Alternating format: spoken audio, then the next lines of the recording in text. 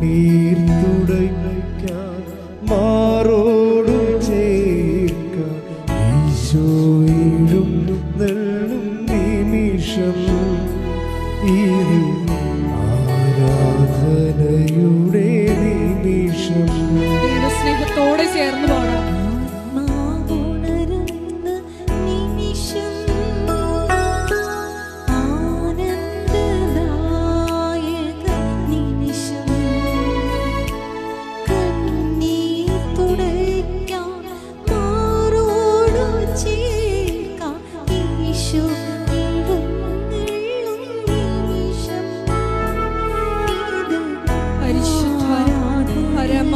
ദിവ്യകാരുണ്യത്തിന് നേരവും ആരാധനയും ഉണ്ടായിരിക്കട്ടെ. പരിശുദ്ധ പരമ ദിവ്യകാരുണ്യത്തിന് നേരവും ആരാധനയും ഉണ്ടായിരിക്കട്ടെ. പരിശുദ്ധ പരമ ദിവ്യകാരുണ്യത്തിന് നേരവും ആരാധനയും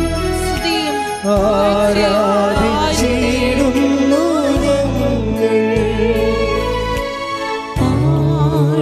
ആടിനമിക്കുന്നു.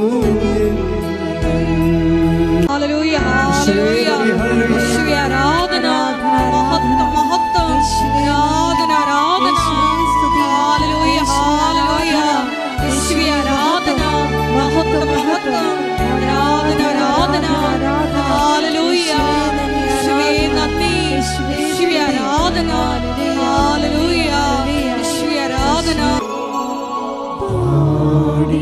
ആടിനമിക്കുന്നു ഞങ്ങൾ ഹല്ലേലൂയ ആരാധന മഹത്വം ആരാധന ആരാധന ഹല്ലേലൂയ ഹല്ലേലൂയ യേശുവേ ആരാധന ഹല്ലേലൂയ ഹല്ലേലൂയ യേശുവേ നന്ദി മഹത്വം മഹത്വം ആരാധന ആരാധന ഹല്ലേലൂയ യേശുവേ സ്തുതി ഹല്ലേലൂയ ഹല്ലേലൂയ ഹല്ലേലൂയ ഹല്ലേലൂയ യേശുവേ ഹല്ലേലൂയ ഹല്ലേലൂയ ഹല്ലേലൂയ ആരാധന ഹല്ലേലൂയ ഹല്ലേലൂയ ഹല്ലേലൂയ ഹല്ലേലൂയ യേശുവേ നന്ദി യേശുവേ സ്തുതി ഹല്ലേലൂയ ആരാധന യേശുവേ മഹത്വം കൂടി ആരാധനയുടെ വിപിലോസനെ പ്രത്യേകം സമർപ്പിച്ചു പ്രാർത്ഥിക്കുന്നു.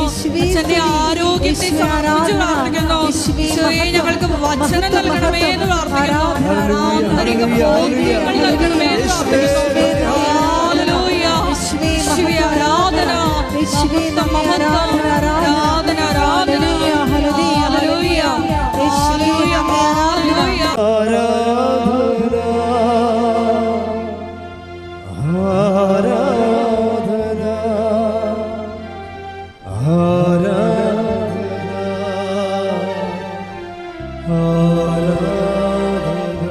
സർവ്വരും എല്ലാവരും ചേർന്ന്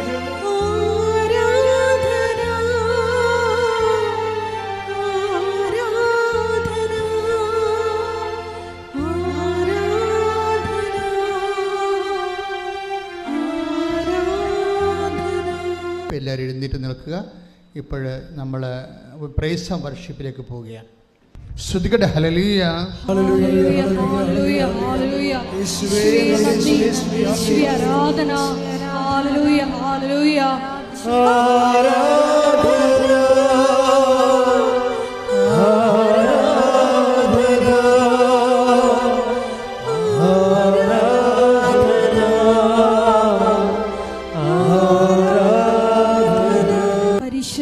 പരമ ദിവ്യകാരുണ്യത്തിന്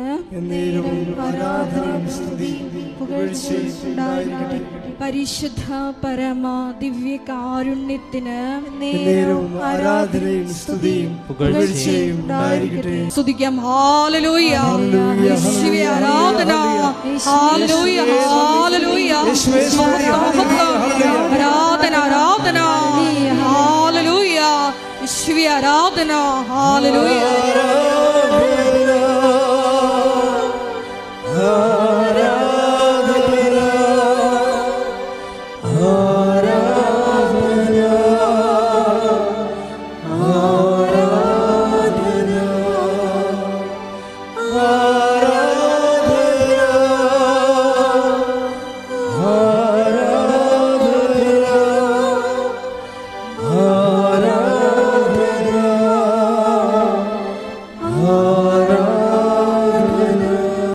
കർത്താവ് എന്നെ നയിക്കുമെന്ന് ആത്മാർത്ഥമായി പ്രാർത്ഥിച്ച് പങ്കെടുക്കുന്ന ഓരോ വ്യക്തികൾക്കും അവിടെ ചെന്നെത്തുമ്പോൾ അവിടെ നമ്മളെ സഹായിക്കുന്ന അർത്തുങ്കൽ ബസിലിക്കയിലെ പുരോഹിതരെയും ശുശ്രൂഷകരെയും സമർപ്പിതരെയും അങ്ങനെ അറിഞ്ഞും തെളിഞ്ഞും ഞങ്ങളെ സഹായിക്കുന്ന ഓരോരുത്തർക്കും അമ്മ മാതാവ് വലിയ കൃപയുടെ കൂടാരം തുറന്ന് അനുഗ്രഹങ്ങൾ വർഷിക്കണമേ എന്ന് പ്രാർത്ഥിച്ച് കർത്താവേ. പണ്ട് നീ ഒരു നേഴ്സല്ലേ എന്ന് ചോദിച്ച ഹസ്ബൻഡ് ഇപ്പം ചോദിക്കണില്ല.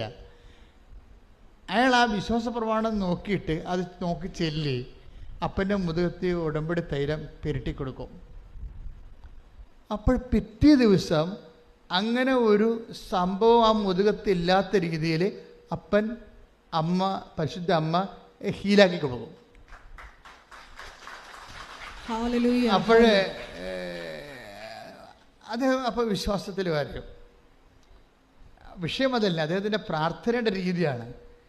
പിന്നീട് പെട്ടെന്ന് ഡോക്ടർമാർ പറഞ്ഞ് അപ്പം കിടന്ന് ആൾക്കാർ പൊക്കി കോരിയെടുത്താൽ മാത്രമേ അപ്പനെ കൊണ്ടുപോയി എവിടെയെങ്കിലും കട്ടിൽ കിടത്താൻ പറ്റത്തുള്ളൂ. ആ അപ്പൻ നടന്ന ആംബുലൻസിൽ കയറി. പക്ഷേ ഡോക്ടർ പറഞ്ഞ് ക്യാൻസർ ഉണ്ട് എന്ന് പറഞ്ഞു.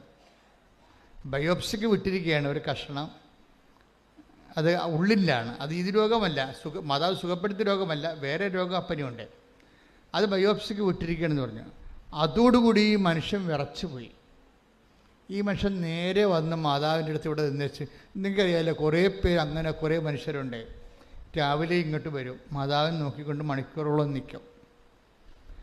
അപ്പോൾ ഈ മനുഷ്യൻ ഇവിടെ വന്നിച്ച് മാതാവിനോട് പറയുന്നൊരു പ്രാർത്ഥനയുണ്ട്. അതാണ് എൻ്റെ പോയിൻ്റ്. മനുഷ്യൻ, അമ്മേ, ഞങ്ങൾ രണ്ടുപേരും കൂടി ഒരുമിച്ച് പോകാൻ നേരത്താണ് ഇപ്പം അപ്പന് ഈ രോഗം വന്നത്. അപ്പം ഞങ്ങൾക്ക് പോകാതിരിക്കാൻ പറ്റത്തില്ല.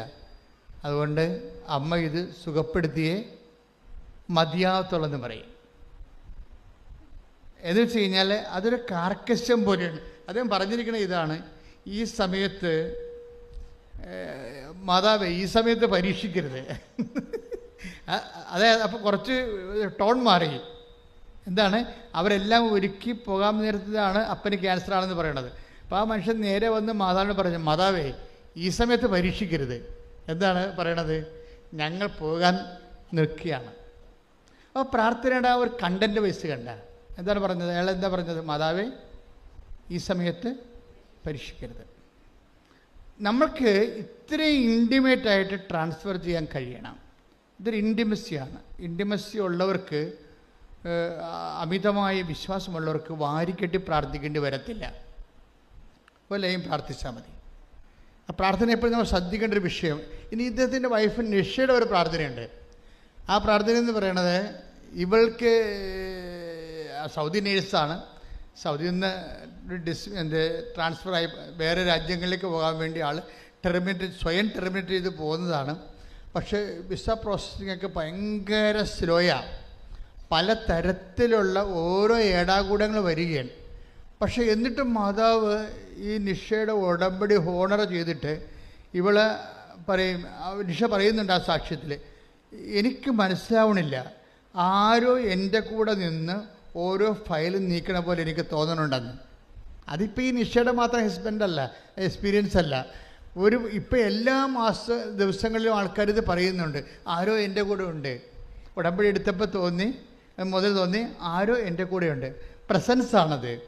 ഈ പ്രസൻസ് സെൻസ് ചെയ്യുന്ന ആൾക്കാർ, അതുകൊണ്ടാണ് ഞാൻ നിങ്ങളോട് വിശുദ്ധിയോടെ ജീവിക്കണം.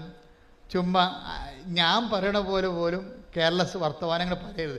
ഞാനിങ്ങനെ കേരളസ് വർത്തമാനങ്ങൾ പറയില്ല. ചില സമയത്ത് നാടൻ വർത്തമാനങ്ങൾ പറയത്തില്ലേ. അപ്പം അത് എൻ്റെ മനസ്സ് ഈശോയ്ക്ക് അറിയാവുന്ന കാരണം എനിക്ക് പ്രശ്നമില്ല. നിങ്ങൾ നാടൻ വർത്തമാനം കയറി പറയരുത്. കാര്യം നിങ്ങളത് പറയാത്ത ആൾക്കാരാണ്. എന്നുവെച്ചാൽ അത് പറയുമ്പോൾ നിങ്ങൾക്ക് വെറുപ്പോ അതല്ലെങ്കിൽ വൈരാഗ്യമോ ഈർച്ചയോ നിരാശമോ അല്ലെങ്കിൽ നിരാശയോ ഒന്നും ഉണ്ടാകരുത്. എനിക്കതൊന്നും ഇല്ലാതെയാണ് ഞാൻ അത് പറയണത്. ആ നെഗറ്റീവ് ഫീലിങ്സ് ഇല്ലാതെയാണ് അത് അതുകൊണ്ടാണ്. എന്താ വെച്ചാൽ നമ്മൾ ഉടമ്പടി എടുക്കുമ്പോൾ വിശുദ്ധി പാലിക്കുന്നതിൻ്റെ കാരണങ്ങളൊന്ന് ഈ പ്രസൻസാണ്. എന്നുവെച്ചാൽ ദൈവത്തിൻ്റെ സാന്നിധ്യം. I will come with you wherever you go. നീ എവിടെ പോയാലും ഞാൻ നിന്റെ കൂടെ.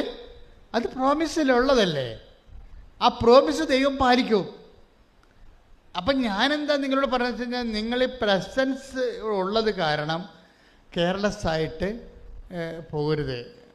ദൈവത്തിൻ്റെ സാന്നിധ്യം കൂടെയുണ്ട്. അതാണ് നിഷ പറയണത്. എൻ്റെ ഓരോ ഫയലും കൂട്ടുകാർക്ക് ആർക്കും വരണില്ല. കൂട്ടുകാരുടെ ആരുടെ ഫയൽ ഇപ്പം തന്നെ നിഷ കഴിഞ്ഞ ദിവസം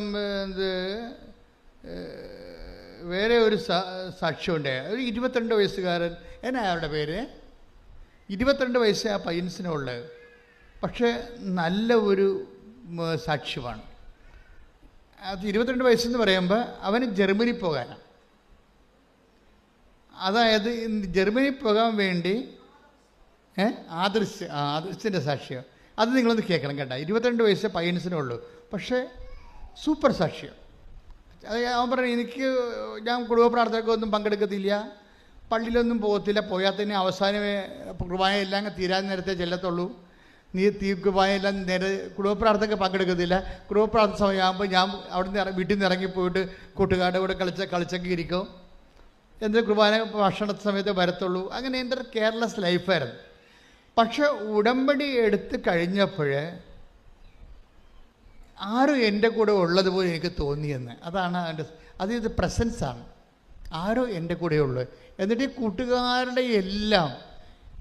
കൂട്ടുകാരുടെ എല്ലാം ഫയൽസൊന്നും ഓപ്പൺ ആകാതിരിക്കുമ്പോഴും അല്ലെങ്കിൽ അതിൻ്റെ പ്രൊസീഡിങ്സ് ബ്ലോക്കാകുമ്പോഴും ഇവൻ്റെ പ്രൊസീഡിങ്സ് കറക്റ്റ് ചെയ്ത് പോകും. എക്സാമിന് ചെല്ലുമ്പോൾ രസമുണ്ട്. എക്സാം ചെല്ലുമ്പോൾ ഈ ജർമ്മൻ എക്സാമാണ്. ജർമ്മൻ എക്സാം പകുതി പറഞ്ഞപ്പോൾ തന്നെ വൈവ സ്പീക്കിങ്ങിന് പകുതി പറഞ്ഞപ്പോൾ തന്നെ എക്സാം ചെയ്യുന്ന ആൾ പറഞ്ഞ് എഴുന്നേറ്റ് പോയിക്കൊള്ളാൻ പറഞ്ഞു. എന്താ കാര്യം, നിനക്കൊന്നും അറിയത്തില്ലെന്ന് പറഞ്ഞു. അപ്പോൾ എഴുന്നേറ്റ് പോയിക്കൊള്ളാൻ പറഞ്ഞപ്പോൾ പിന്നെ ഞാൻ എഴുതി വെച്ച് അയാൾ നോക്കണമില്ല. അതായത് എഴുതിയ ആളിൻ്റെ എൻ്റെ അടുത്തിരുന്ന് എഴുതിയ ആളിൻ്റെ കണ്ടീഷനുമാണ്. ഓരോ ഇൻഡാസവനതേ എൻ്റെ അടുത്തിരുന്ന് എഴുതിയ ആളിൻ്റെ കണ്ടീഷനുമായത് കാരണം അവൻ്റെ അടുത്തിരുന്ന ഞാൻ എഴുതിയത്. അതുകൊണ്ട് എൻ്റെ പേപ്പറിനും നോക്കിയില്ല, വൈറസ് കയറുമെന്നും പറഞ്ഞുകൊണ്ട് അയാൾ എൻ്റെ പേപ്പറും നോക്കിയില്ല. അപ്പോൾ ഞാനിവിടുത്തെ എൻ്റെ വയോയും പോയി, എൻ്റെ റൈറ്റിങ്ങും പോയി. ഞാൻ പിന്നെ എന്നാ ചെയ്യാനാണ്. പക്ഷേ രാത്രിയായപ്പോൾ മെസ്സേജ് വന്നു, നീ പാസ്സായെന്ന്. നമ്മളെ വല്ലാതെ ഞെട്ടിച്ചുകൊണ്ടാണ് ഉടമ്പടി പോണത്. അപ്പോൾ ഈ 22 വയസ്സുകാരൻ, പള്ളി കയറാത്തവൻ, കുടുംബ പ്രാർത്ഥനയ്ക്ക് ഇറങ്ങിപ്പോകുന്നവൻ, എങ്ങനെയാണ് ദൈവം അവൻ്റെ ഒരു വിഷയത്തിൽ ഇടപെടണത്? എന്നിട്ട് ഇപ്പോൾ അവൻ പറയാണ്, ഞാൻ എൻ്റെ ഉടമ്പടിയല്ല എൻ്റെ ജീവിത പ്രശ്നമല്ല പ്രശ്നം, ഏറ്റവും വലുത് ഉടമ്പടി എന്നെ ദൈവത്തോട് അടുപ്പിച്ചെന്നാണ് പറയണം. ഉടമ്പടി എന്നെ ദൈവത്തോട് അടുപ്പിച്ചു. ഞാൻ എന്താ ഇപ്പം നിങ്ങളോട് പറയണമെന്ന് വെച്ച് കഴിഞ്ഞാൽ, നിങ്ങൾ കുറച്ചുകൂടി ദൈവത്തോട് അടുക്കണം. കാര്യം ഉടമ്പടിയുടെ കൊണ്ട് ഉദ്ദേശിക്കുന്നത് ജീവിത പ്രശ്നമാണെങ്കിൽ അത് പ്രശ്നത്തെ ബേസ് ചെയ്താണ് ഉടമ്പടിയിൽ നിങ്ങൾ ചരിക്കണമെങ്കിൽ അത് മാർക്ക് കുറയാൻ സാധ്യതയുണ്ട്. എൻ്റെ ഒരു നിർദ്ദേശം, ഒരു പ്രശ്നവും ഇല്ലാത്തപ്പോൾ മനുഷ്യനെ ഉടമ്പടി എടുക്കുമെന്നാണ്. ഉടമ്പടി എടുക്കാൻ വേണ്ടി പ്രശ്നം ഉണ്ടാകാൻ കാത്തിരിക്കരുത്. അച്ഛൻ പറഞ്ഞ മനസ്സിലായ? ഇത് വളരെ സീരിയസ് വിഷയമാണ്. ഉടമ്പടി എടുക്കാൻ വേണ്ടി പ്രശ്നം ഉണ്ടാകാൻ കാത്തിരിക്കരുത്. ഞങ്ങൾക്കൊരു പ്രശ്നമില്ല, ഞങ്ങൾ പിന്നെ ഇതിനെ ഉടമ്പടി എടുക്കണേ എന്ന് ചോദിക്കൂ. പ്രശ്നമുള്ളവരൊക്കെ പോയി എടുക്ക്, ഞങ്ങൾക്കൊരു പ്രശ്നമില്ലെന്ന് പറയും. പക്ഷെ പ്രോബ്ലം എന്ന് വെച്ച് കഴിഞ്ഞാൽ ഒരു പ്രശ്നവും ഇല്ലാത്തവരാണ് ഉടമ്പടി എടുക്കേണ്ടത് ആദ്യം. അതെന്താണെന്ന് ചോദിച്ചു കഴിഞ്ഞാൽ, പ്രശ്നം ഉണ്ടാകുമ്പോൾ ഇപ്പം നിഷ എന്താണ് അമ്മയോട് പറയണത്? അമ്മേ, നിഷയുടെ ഒരു പ്രാർത്ഥനയുണ്ട്. എന്താണ്? അമ്മേ, എന്നെ നീ ഇവിടം വരെ കൊണ്ടുവന്ന നീയാണ്, ഐ നോ ഇറ്റ്. ഇപ്പം ഞാൻ തകർന്നിരിക്കുകയാണ്, എൻ്റെ റിജക്റ്റാകാൻ പോകുന്നു, പണവും എൻ്റെ കയ്യിലില്ല, എന്നെ അവിടെ എത്തിക്കേണ്ട ചുമതല നിൻ്റെതാണ്. എന്നാ രസമുള്ള പ്രാർത്ഥനയാണ്. എന്നെ ഇവിടം വരെ കൊണ്ടുവന്ന നീയാണ്, പക്ഷെ ഞാനിപ്പോൾ ഫ്ലോപ്പിലാണ്.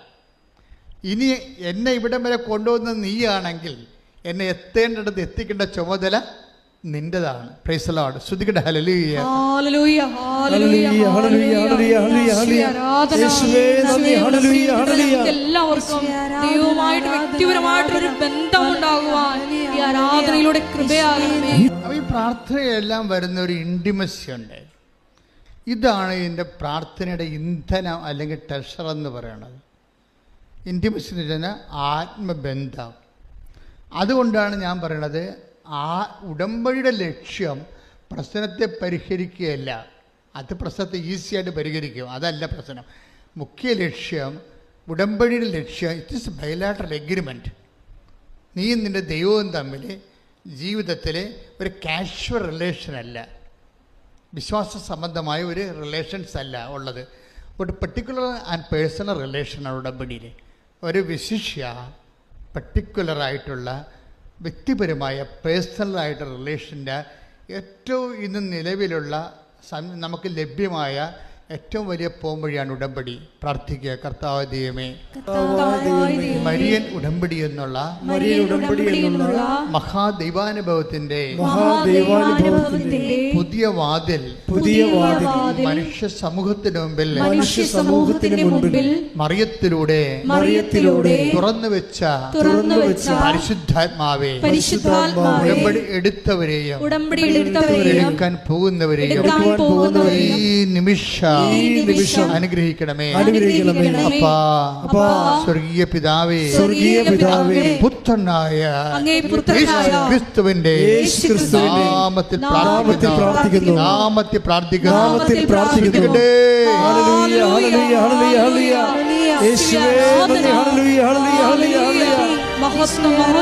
പരമദിവ്യകാരുണ്യത്തിന് അപ്പൊ ഇന്റിമേറ്റ് ആൻഡ് അമീക്കബിൾ റിലേഷൻ എന്ന് വെച്ച് കഴിഞ്ഞാൽ വളരെ ആത്മബന്ധവും സ്നേഹോജ്വലവുമായ ഒരു ബന്ധം ആണ് ഉടമ്പടിയുടെ ഒരു ടാഞ്ചിബിൾ റിസൾട്ട്, സ്പർശ്യമായ ഒരു ഫലമെന്ന് പറയുന്നത്. അപ്പം എന്താ നിങ്ങൾക്ക് ചെറുക്ക് പറയണത്? നിങ്ങൾ ഉടമ്പടിയുടെ ഫലം നിങ്ങൾ വെച്ചിരിക്കുന്ന നിയോഗത്തിൻ്റെ നിവൃത്തിയായിട്ടാണ് നിങ്ങൾ മനസ്സിലാക്കി വെച്ചിരിക്കുന്നത്. It is much more than that. നമ്മളെല്ലാവർക്കും നിങ്ങളെ ഉടമ്പടിയുടെ ഫലത്തെ റെഡ്യൂസ് ചെയ്തിരിക്കുന്നത് എങ്ങനെ അറിയാമോ? ഉടമ്പടി എന്ന് പറഞ്ഞാൽ നിങ്ങൾ വെച്ചിരിക്കുന്ന നിയോഗത്തിന് നിവർത്തി കിട്ടുകയാണ്. It is very easy. അതല്ല പ്രശ്നം. ഇതിൻ്റെ ഒരു അൾട്ടിമേറ്റ് എൻഡുണ്ട്, ആത്യന്തികമായ ഒരു ലക്ഷ്യമുണ്ട്. എന്നിട്ട് അതെന്ന് പറയണത് ദൈവമായിട്ട് ഒരു കാലത്തും സാധിക്കാത്ത ഒരു റിലേഷൻ, ബന്ധം. ഇപ്പം ഞാനൊരു കാര്യം നിങ്ങളോട് ചോദിക്കട്ടെ. ഈ കർത്താവ് ഒരു പ്രാവശ്യം ശിഷ്യന്മാരോ സഞ്ചരിച്ചിരുന്ന വള്ളത്തിൽ കിടന്ന് ഉറങ്ങിപ്പോയില്ലേ? ഇല്ലേ? എനിക്കറിയാം കഥ. അപ്പോഴ് വലിയ കാറ്റുണ്ടായിരുന്നു. കോളും പേമാരിയും പ്രകൃതിക്ഷോഭവും കടൽക്ഷോഭവും ഒരുമിച്ച് വന്ന് വള്ളത്തിൽ വെള്ളം അടിച്ചു കയറി ഇവർ മുങ്ങാൻ പോയപ്പോൾ ശിഷ്യന്മാർ പറയുന്നൊരു വർത്തമാനമുണ്ട്. എന്താണെന്നറിയാമോ? കർത്താവേ, ഞങ്ങൾ നശിക്കാൻ പോകുന്നു, നിനക്കൊരു ഗൗനമില്ലേ എന്നാണ്. കർത്താവേ എന്ന് പറഞ്ഞ, കർത്താവേ, ഞങ്ങൾ നശിക്കുന്നതിൽ നിനക്കൊരു ഗൗനമില്ലേ? നീ ഗൗനിക്കുന്നില്ലേ? ഇപ്പം കർത്താവിനെ കുറ്റപ്പെടുത്തിയാണ് ചോദിക്കണത്. പ്രാർത്ഥനയിൽ ദൈവത്തെ കുറ്റപ്പെടുത്തുക.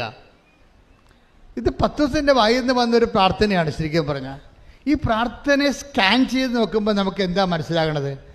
കർത്താവെ, ഞങ്ങൾ നശിക്കുന്നു, നിങ്ങൾക്ക് അങ്ങനെ കുറ്റപ്പെടുത്തി പ്രാർത്ഥിക്കാൻ പറ്റുമോ?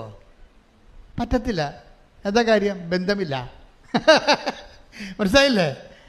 ഇപ്പം എന്നോട് പറയും, അച്ഛാ, എന്നോട് ഇപ്പോൾ ഞാൻ പിള്ളേരെ പ്രാർത്ഥിക്കുമ്പോൾ പറയും, ചിലത് എൻ്റെ കയ്യെ കയറി പിടിക്കും. എന്താണ്? അച്ഛൻ പിടിച്ചില്ലെങ്കിൽ അച്ഛൻ അവിടെ പോയി ഇരിക്കുമല്ല. അത് കാരണം വിഷയം സീരിയസ് ആയതുകൊണ്ട് കൈ പിടിക്കും. ഞാൻ എന്തടി? അതേ, ഞാനിപ്പോൾ 10ാമത്തെ പ്രാവശ്യമാണ് ഇത് എഴുതാൻ പോണത്, ഇനി എന്നെക്കൊണ്ട് എഴുതിക്കത്തില്ല. എന്താണ്? IELTS ആണേ. ഞാൻ ഈ 10ാം പ്രാവശ്യമാണ് ഇപ്പോൾ എഴുതാൻ പോണത്, ഇനി കാശില്ല എഴുതാൻ. ഞാൻ പറഞ്ഞു, നീ എന്നോട് എന്നെ പിടിച്ചെടുത്തിയ പോലെ മാതാവിനെ പിടിച്ചെടുത്താൻ പറഞ്ഞു. എന്താ കാര്യം? അവൾ പറഞ്ഞ കറക്റ്റാണ്, പക്ഷെ അവൾ പറയുന്ന രീതി തെറ്റാണ്. ഇപ്പോഴും ആ പ്രാർത്ഥനയെ അപേക്ഷയാണ്. ഇപ്പം നിഷയുടെ പ്രാർത്ഥന എന്താണ്? എന്നെ ഇവിടം വരെ എത്തിച്ചത് നീയാണ്, നിൻ്റെ കടമയാണ് എന്നെ അന്ത്യം വരെ എത്തിക്കേണ്ടത്. അതൊരു കമാൻഡാണ്. പക്ഷെ അതിൻ്റെ അകത്ത് വരുന്ന അതിൻ്റെ സ്റ്റഫ് എന്താ? ഒരു ഇൻറ്റിമസിയാണ്. നമുക്കതുപോലെ പറയാൻ പറ്റണില്ല. എന്താ കാര്യം? നമുക്ക് ആ ഇൻറ്റിമസി ഇല്ല. പ്രാർത്ഥനയുടെ കണ്ടൻറ്റ് ബേസിൽ ഏറ്റവും പ്രധാനപ്പെട്ട ഘടകം ഇൻറ്റിമസിയാണ്. ഇൻറ്റിമസി എന്ന് പറയുന്നത് എന്താണ്? ആന്തരിക ആത്മബന്ധം. ആന്തരിക ആത്മബന്ധമാണ്. ഈ ഉടമ്പടിയിൽ നമ്മൾ രോഗികളെ കാണുന്നു അല്ലേ? രോഗികളെ കാണുമ്പോൾ നമ്മൾ ആരായിട്ടാണ് രോഗികളെ കാണുന്നത്? 25-35 അനുസരിച്ചാണ് മത്തായി സിയുടെ സുവിശേഷം. Take the word of God. Mathai 25-35. ശ്രുതിക്കട്ടെ. ഹല്ലേലൂയ. എന്തെന്നാൽ എനിക്ക് വിശന്നു, നിങ്ങൾ ഭക്ഷിക്കാൻ തന്നു. എനിക്ക് ദാഹിച്ചു, നിങ്ങൾ കുടിക്കാൻ തന്നു. ഞാൻ പരദേശിയായിരുന്നു, നിങ്ങൾ എന്നെ സ്വീകരിച്ചു. ഞാൻ രോഗിയായിരുന്നു, നിങ്ങൾ എന്നെ സന്ദർശിച്ചു. അപ്പൊ ഞാനെന്നാ പറയണത്, മനസ്സിലായില്ലേ? ഉടമ്പടിയിൽ നമ്മളൊരു രോഗിയെ കാണാൻ പോകുമ്പോൾ നിങ്ങൾ പറയരുത് നമ്മുടെ അയൽവാസിയായ ജോണമ്മ ചേച്ചിയാണെന്ന് പറയരുത്. അതാണ് പ്രശ്നം കിടക്കുന്നത്. ഇവിടെയാണ് ഒരു ഉടമ്പടി മിസ്റ്റേക്ക് സംഭവിക്കുന്നത്. അതായത് നിങ്ങൾ രോഗികളെ കാണാൻ പോകുമ്പോൾ ഇയാൾ അറിയത്തില്ലേ നമ്മുടെ അയൽവാസിയാണേ, ഇന്ന ആളാണെന്ന് പറയും. അങ്ങനെയല്ല, അയാളല്ലത്. ആരാണത്? ഞാൻ രോഗിയായിരുന്നു, മനസ്സിലായില്ലേ? ആ ഇല്ലാത്തവനുമായിട്ട്, വേദന ഉള്ളവനുമായിട്ട്, കണ്ണീരുള്ളവനുമായിട്ട് കർത്താവ് താതാത്മ്യപ്പെട്ടിട്ടുണ്ട്. ഈ താതാത്മ്യീകരണം തിരിച്ചറിയുന്നിടത്ത് വെച്ചാണ് നമ്മളുടെ സാമൂഹ്യ പ്രവർത്തനം ഇരിക്കുന്നത്. യേശു ക്രിസ്തുവിനെ ഇല്ലായ്മക്കാരനും വല്ലായ്മക്കാരനിലും അവൻ്റെ ഇല്ലായ്മയും വല്ലായ്മയും അവിടെ യേശു ക്രിസ്തുവാണെന്ന് നമ്മൾ തിരിച്ചറിയുന്നിടത്ത് ആണ് ഇപ്പോൾ സഭയ്ക്ക് വന്നിരിക്കുന്ന ദുരന്തം എന്താണെന്നറിയാവോ? കുറേ അണ്ണന്മാർ പോയി MSW എടുത്തുകൊണ്ട് വന്ന് സോഷ്യൽ സർവീസിൽ ഇരിപ്പുണ്ട്. എന്താ പ്രശ്നം വരാണത്? സഭയുടെ സോഷ്യൽ പ്രവർത്തനമല്ല നടക്കുന്നത്. ശാസ്ത്രീയമായ സാമൂഹ്യ പ്രവർത്തനത്തിലൂടെ സാങ്കേതികമായി കിട്ടിയിരിക്കുന്ന കുറച്ച് ജ്ഞാനം കൊണ്ട് ഉണ്ടാക്കി വെക്കുന്ന കുറച്ച് വർക്ക്സാണത്. അത് ചിലപ്പോൾ സോഷ്യൽ വർക്കായിരിക്കാം. ക്രിസ്തുവുമായിട്ട് അതിന് ബന്ധമില്ല.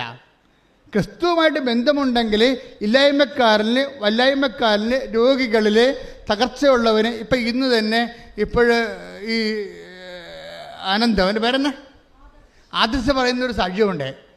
എനിക്ക് ഭയങ്കര പാടാണ് ഈ ആൾക്കാർക്കൊക്കെ സഹായിക്കാൻ വേണ്ടി. അങ്ങനെ ഒരു മനസ്സെൻ്റെ കയ്യിലില്ല. അതിനുള്ള കാര്യം തുറന്നു പറയുകയും, എനിക്കിങ്ങനൊരു മനസ്സില്ല ആൾക്കാരെയൊക്കെ സഹായിക്കാൻ. അപ്പോൾ എനിക്ക് തോന്നണത് ഇവരെല്ലാം പറ്റിപ്പുകാരാണെന്നാണ് തോന്നണത്. അതുകൊണ്ട് ഞാൻ ആരെയും സഹായിക്കാത്തത്. എല്ലാവരും നട തുറന്ന രസമുള്ള സാക്ഷ്യം. അവരെല്ലാം പറ്റിപ്പുകാരാണെന്ന് തോന്നണം. പിന്നെ ഞാൻ സാമ്പത്തികമായിട്ട് ആരെങ്കിലും സഹായിക്കണമെന്നുണ്ടെങ്കിൽ എനിക്കറിയണം അത് കറക്റ്റാണെന്നറിയണം, എന്നാൽ മാത്രമേ ഞാൻ സഹായിക്കത്തുള്ളൂ. അപ്പം അങ്ങനൊരു മനസ്സാണ് എൻ്റേത്. പക്ഷേ ഇപ്പം എന്ത് ചെയ്യാന്നറിയാമോ? എനിക്ക് തോന്നി പലരും വന്ന് എന്നോട് ചോദിച്ചു, ചേട്ടായി ഞങ്ങൾ ഇത്തിരി ജർമ്മൻ പഠിപ്പിച്ചു തരുമോ? എന്നെക്കാൾ ഇളയ പിള്ളേർ വന്ന് വെച്ചാൽ എന്നോട് ചോദിച്ചേ, ചേട്ടായി ഞങ്ങൾ ഇത്തിരി ജർമ്മൻ പഠിപ്പിച്ചു തരുമോ? അപ്പോൾ ഞാൻ 5 പേർക്ക് ജർമ്മൻ പഠിപ്പിച്ചു കൊടുത്തു. അതാണ് എൻ്റെ ഉടമ്പടിയിലെ പരസ്നേഹ പ്രവൃത്തികൾ. ദാറ്റ് മീൻസ് എന്താണ്? ഈശോ അവിടെയും താതാമ്യപ്പെടുകയാണ്. എന്താ പ്രശ്നം? ഈശോയ്ക്ക് ജർമ്മൻ അറിയാൻ പാടില്ല, അതുകൊണ്ട് ഞാൻ ജർമ്മൻ പഠിപ്പിച്ചു കൊടുത്തു. മനസ്സിലായില്ലേ? നമ്മുടെ സാമൂഹ്യ പ്രവർത്തനങ്ങൾ പോലും അത് ഈശോ ആണ് എന്നിലൂടെ, അവനിലൂടെ എന്നോട് ആവശ്യപ്പെടുന്നത് കണ്ടുകൊണ്ട് ഞാൻ ഈശോയുടെ വാക്കുകളെ ഹോണർ ചെയ്തുകൊണ്ട് നിങ്ങൾ ദൈവത്തിൻ്റെ ജോലി ചെയ്യുമ്പോൾ ഈ ഇൻറ്റിമസി ഉണ്ടാകും. അല്ല ഇൻറ്റിമസി ഉണ്ടാകത്തില്ല. ദൈവം ആത്മാർത്ഥ ദൈവമാണ്. അതുകൊണ്ട് നമ്മളെ കഷ്ടപ്പെടുന്ന ഇപ്പം ആദർശ പറയുന്നത് എന്താണ്? ഇപ്പം ഞാൻ ജർമ്മൻ പഠിപ്പിച്ച് മഴ കൊടുക്കുക മാത്രമല്ല, രോഗികളെ കാണാൻ പോകും. ഞാൻ പിന്നെ ഭക്ഷണമില്ലാത്തൊക്കെ ഭക്ഷണം എത്തിച്ച് കൊടുക്കും. ആ 22 വയസ്സുകാരൻ ടോട്ടലി ചേഞ്ചായി. ആ 22 വയസ്സുകാരനെ ഒരൊറ്റ ഉടമ്പടി കൊണ്ട് ഇത്രയും ചേഞ്ച് ചെയ്യാൻ പറ്റുമെങ്കിൽ ഉടമ്പടിയേക്കാൾ നല്ലൊരു സംവിധാനം ഇപ്പം ഇല്ലെന്നല്ല എൻ്റെ അർത്ഥം. കൈയിടിച്ച് കർത്താവ് ഡെലിവറി ചെയ്യുക. ഉയർത്തുന്ന ഉടമ്പടി എന്ന വലിയ പദ്ധതിക്ക് നന്ദി പറയുന്നു. ഉടനടി പരിഹാരമേകും ഉടമ്പടി പ്രാർത്ഥനയിൽ അമ്മ ഉടനടി പരിഹാരമേകും അവൻ പറയുന്നത് ചെയ്തിടുകിൽ ജീവിതം ധന്യമായി തീർന്നിടും. അവൻ പറയുന്നത് ചെയ്തിടുകിൽ ജീവിതം ധന്യമായി തീർന്നിടും. പരിശുദ്ധ പരമദിവ്യകാരുണ്യത്തിന് ആരാധനയും സ്തുതിയും പുകഴ്ചയും ഉണ്ടായിരിക്കട്ടെ. മർക്കോസ് 4:32 പോകാം. മർക്കോസ് 4:38. യേശു അമരത്ത് തലയണ വെച്ച് ഉറങ്ങുകയായിരുന്നു. ഏറ്റു പറഞ്ഞ യേശു അമരത്ത് തലയണ വെച്ച് ഉറങ്ങുകയായിരുന്നു. അവർ അവനെ വിളിച്ചുണർത്തി പറഞ്ഞു, ഗുരു, ഞങ്ങൾ നശിക്കാൻ പോകുന്നു. നീ അത് ഗൗനിക്കുന്നില്ലേ? എന്താ പ്രശ്നം? നീ അത് ഗൗനിക്കുന്നില്ലേ? ഞങ്ങൾ നശിക്കാൻ പോകുന്നു. ഇത് ഒരു ആധികാരികമായിട്ടുള്ള ഒരു പ്രാർത്ഥനയാണ്. അതായത് അവർക്ക് വേറൊരു ഓപ്ഷനില്ല. കർത്താവാണെ കിടന്ന് ഉറങ്ങുകയും ചെയ്യുന്ന നമ്മുടെ ജീവിതത്തിൽ സംഭവിക്കാൻ സാധ്യതയുള്ളതാണ്. ഇങ്ങനെ ദൈവത്തിൻ്റെ ഉത്തരം കിട്ടാതിരിക്കുകയും പ്രശ്നങ്ങൾ നമ്മളെ വേട്ടയാടുകയും ചെയ്യുന്ന സമയത്ത് ഇൻറ്റിമസിയാണ് വേണ്ടത്. മനസ്സിലായില്ലേ? അല്ലാതെ നിങ്ങളുടെ സാധാരണ ഫങ്ഷണൽ പ്രയറിന് വർക്കൗട്ട് ചെയ്യത്തില്ല. സാധാരണ ഫങ്ഷൻ പ്രെയർ കൊണ്ട് ഈ സമയത്ത് സ്വർഗസ്ഥനായ പിതാവാണല്ല പ്രാർത്ഥന അല്ല, അതിൻ്റെ അപ്പുറത്തൊരു പ്രാർത്ഥനയുണ്ട്. അത് നീ തന്നെ സ്വർഗസ്ഥനായ പിതാവ് നീ രചിച്ച പ്രാർത്ഥനയാണ്. ഇപ്പം നിഷ രചിച്ച പ്രാർത്ഥനയില്ലേ? നിഷയുടെ ഹസ്ബൻഡ് രചിച്ച പ്രാർത്ഥനയില്ലേ? എന്താണ്? മാതാവേ, ഈ സമയത്ത് പ്രലോഭനം കൊണ്ട് വന്നാൽ ഞങ്ങൾ പെട്ടുപോകും, അതുകൊണ്ട് അമ്മ ഈ വിഷയത്തിൽ ഇടപെടണം. ദാറ്റ് മീൻസ് അതാണ് അത് സാങ്കേതിക പ്രാർത്ഥനയെക്കാളും വലിയ പ്രാർത്ഥനയാണ് പേഴ്സണൽ പ്രാർത്ഥന എന്ന് പറയുന്നത്. പക്ഷേ ഈ പേഴ്സണൽ പ്രാർത്ഥനയ്ക്ക് എന്താ വേണ്ടത്? അതിന് ഇൻറ്റിമസി വേണം. ഈ അപ്പോസ്തലന്മാർ ഈശോയെ കുറ്റപ്പെടുത്തുന്നത് എന്താണ്? ഞങ്ങൾ നശിക്കാൻ പോകുന്നു. എന്താ? നീ അത് ഗൗനിക്കുന്നില്ലേ? അതൊരു കുറ്റപ്പെടുത്തലാണ്. പക്ഷെ അങ്ങനെ കുറ്റപ്പെടുത്താൻ വേണ്ടി മാത്രം അവർ ദൈവവുമായിട്ട് ഇൻറ്റിമസിയായി. പറഞ്ഞ മനസ്സിലായില്ലേ? ദൈവത്തെ പ്രാർത്ഥനയിൽ ഒരാവശ്യം വരുമ്പോൾ നമ്മൾ കുറ്റപ്പെടുത്തുകയാണ് വേണ്ടത്. ഒരു സർക്കാർ ഓഫീസിൽ പോയി നമ്മൾ ഒരാവശ്യം വരുമ്പോൾ ആ ഓഫീസിനെ കുറ്റപ്പെടുത്തിയാൽ പിന്നെ ഉള്ളതുപോലും കിട്ടത്തില്ല, ഇല്ലേ? നെഗറ്റീവാണത്. പക്ഷേ ഈ അപ്പോസ്തലന്മാർക്ക് ഇത്രയും ആത്യന്തികമായൊരു വിഷയം വരുമ്പോൾ മുത്തടം ബൈബിൾ ഉൾഗാത്ത ട്രാൻസ്ലേറ്റ് ചെയ്തിരിക്കുന്നത് കർത്താവേ നിനക്കൊരു ചിന്തയുമില്ലേ എന്നാണ് ചെയ്തിരിക്കുന്നത്. നിനക്കൊരു ചിന്തയുമില്ലേ എന്നുവെച്ചാൽ നീ ഞങ്ങളെക്കുറിച്ച് ഒരു ഗൗരവമില്ല എന്നാണ്. എന്ന് വെച്ചാൽ ഉത്തരവാദിത്തമില്ലെന്നാണ് ചോദിക്കണത്. ദൈവത്തിന് ഉത്തരവാദിത്തമില്ലെന്ന് ദൈവത്തിൻ്റെ മുഖത്ത് നോക്കി ചോദിക്കണമെങ്കിലേ അത് വേറൊരു ബന്ധമാണ്, അത് സാധാരണ ബന്ധമല്ല. ദൈവത്തെ ഇപ്പം ചോദിക്കാൻ നീ ഗൗനിക്കണില്ലേ എന്ന് വെച്ചാൽ ഇപ്പം ഞാനൊരു കാര്യം ചോദിക്കട്ടെ, ആ പ്രാർത്ഥനയുടെ ഇമോഷണൽ സെറ്റപ്പ് എന്താണ്? ഇപ്പം നിൻ്റെ വീട് ഇപ്പം വീട് വെച്ചിട്ടില്ല, പഴയ വീട്ടിൽ ഭാഗോടമ്പടി പ്രകാരം കിട്ടിയ കുടുംബ വീട്ടിൽ നീ താമസിക്കുകയാണ്. അത് 10-35 കൊല്ലം പഴക്കമുള്ള സംഭവമാണ്. ഈ വീട് കാണിച്ചാൽ നിൻ്റെ മകൾക്ക് ഭർത്താവിനെ കിട്ടത്തില്ല. അതാ നിൻ്റെ ദുഃഖമെന്ന് വിചാരിച്ചോ? അപ്പം നീ ഭർത്താവിനോട് എന്താ പറയണത്? ഇവിടെ മനുഷ്യ കൊച്ചു വളർന്നു തന്നെ കണ്ടില്ലേ, ഇപ്പോഴും താൻ കറങ്ങി നടക്കണമെന്ന് ചോദിക്കും. അതാ സംഭവം, അതല്ലേ ചോദിക്കത്തുള്ളൂ. ആ ഒരു സ്റ്റൈലെന്ന് പറഞ്ഞാൽ ഭർത്താവിന് ഭാര്യയോട് ചോദിക്കാനുള്ള ആധികാരികമായ ഒരു ബന്ധമുണ്ട്. അതാണ് സംഭവം. ആ ഒരു ബന്ധം ദൈവവുമായിട്ടുണ്ടാകണം. അത് അങ്ങനെ ഉണ്ടാകണമെങ്കിൽ എന്ത് ചെയ്യണം? ക്ലെയിംസ് ഉണ്ടാകണം. ഉടമ്പടിയെപ്പോലെ ക്ലെയിംസ് ഉണ്ടാക്കുന്നൊരു സംവിധാനം വേറെയില്ല. എന്താണ്? നീ പത്രപ്രവർത്തനം നടത്തുന്നുണ്ടേ, കർത്താവിനെ അറിയാത്തവർ നീ അറിയിക്കുന്നുണ്ട്, ഇല്ലേ? രോഗികളെ നീ കാണുന്നുണ്ട്, എവിടെയെല്ലാം സഹായിക്കാൻ പറ്റുന്നു അവിടെയെല്ലാം സഹായിക്കുന്നുണ്ട്. വിശുദ്ധിയോടെ ജീവിക്കാൻ വേണ്ടി ക്ഷമിക്കേണ്ടി വന്ന് ക്ഷമിക്കുന്നുണ്ട്. അങ്ങനെ വന്ന് ദൈവത്തിൻ്റെ വചനത്തിന് വേണ്ടി ജീവിതം 1 by 1 ആയിട്ട് കാഴ്ചവെച്ച് കഴിയുമ്പോൾ നിനക്ക് ക്ലെയിം ഉണ്ടാകും. എന്താണ്? അവകാശവാദമുണ്ടാവും. എന്താണ്? നീ ജീവിച്ചതാണ്. ഞാൻ എപ്പോഴും കർത്താവിനോട് പണ്ട് പറയുന്നൊരു വർത്തമാനമുണ്ട്, ഇപ്പം പറയാറില്ല. എന്താ വെച്ചാൽ ഞാൻ എപ്പോഴും എൻ്റെ കയ്യിൽ വരുന്ന ആൾ എൻ്റെ കൈപ്പിടി കൊതുകുകയെന്ന് തോന്നിക്കഴിഞ്ഞാൽ ഞാൻ ഉടനെ കർത്താവിനോട് പറയുന്ന ഒരു വാക്കാണ്, കർത്താവ് 4 വയസ്സ് മുതൽ എൻ്റെ അപ്പൻ നീയാണ് ദൈവമെന്ന് എന്നെ കാണിച്ച കാലം മുതൽ ഇന്ന് വരെ 60 കൊല്ലത്തോളം ജീവിക്കുമ്പോൾ ഞാൻ ഇന്ന് വരെ നീയല്ലാതെ വേറെ ഒരു ദൈവത്തിൻ്റെ മുമ്പിൽ ഞാൻ എൻ്റെ തല കുനിച്ചിട്ടില്ല. It's over, clear. അത് നീ ഓർക്കണമെന്ന് പറയും. അത് ക്രെഡിബിലിറ്റിയാണ്. Claim and credibility. നമ്മൾ ജീവിച്ച വിശ്വാസത്തിൻ്റെ ഒരു ക്രെഡിബിലിറ്റി ഉണ്ട്. അത് നമുക്ക് നൽകിയിട്ടുള്ള ഒരു ക്ലെയിമുണ്ട്, അവകാശവാദമുണ്ട്. ഇൻറ്റിമസി വരണത് ഈ അവകാശവാദത്തിൽ നിന്നാണ് വരണത്. അതിൽ നിനക്ക് ഡിപ്പോസിറ്റ് ഉണ്ടാകണം ദൈവതിരുസന്നിധിയിൽ. ഉടമ്പടി നിന്നെ നല്ല നിക്ഷേപമുള്ള നല്ല ആധ്യാത്മിക ആസ്തി ഭദ്രതയുള്ള വ്യക്തിയായി ഉയർത്തും. കൈയിടിച്ച് കർത്താവ് ആരാധനയും സ്തുതിയും പുകഴ്ചയും ഉണ്ടായിരിക്കട്ടെ. ഇനി ഈശോയുടെ ബൈ നേച്ചർ പഠിക്കണം നല്ലതായിരിക്കും. ഈശോയുമായിട്ടല്ല നിങ്ങൾ ഡീൽ ചെയ്യണത്. മാതാവ് അതിനുള്ള മരിയനതൊരു മാർഗമാണ് കേട്ടോ. ലക്ഷ്യമാരാണ്? ക്രിസ്തുവാണ്. അപ്പം ഈശോയുമായിട്ട് ഡീൽ ചെയ്യണമെങ്കിൽ ഈശോയുടെ സ്പെഷ്യൽ നേച്ചർ നമ്മൾ പഠിക്കിട്ടിരിക്കണം.